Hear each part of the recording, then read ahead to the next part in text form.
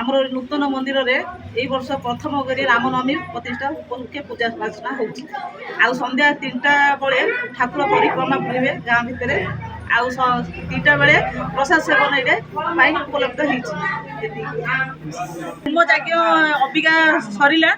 ଆଉ ସନ୍ଧ୍ୟାବେଳେ ଅଛି ନବଗ୍ରହ ପରିକ୍ରମା ଅଛି।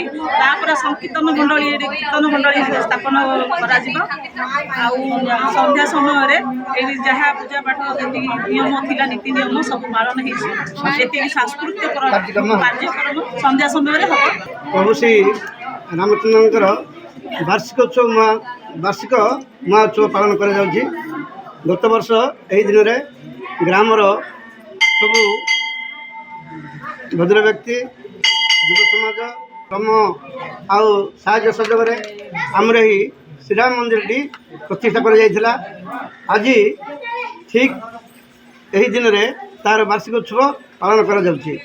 ରାମନବମୀ ଉପଲକ୍ଷେ ସାଂସ୍କୃତିକ କାର୍ଯ୍ୟକ୍ରମ ଆଉ ନଗର ପରିକ୍ରମା ଆଉ ନାମ ସଂକୀର୍ତ୍ତନ ଏଇସବୁ କରାଯିବ।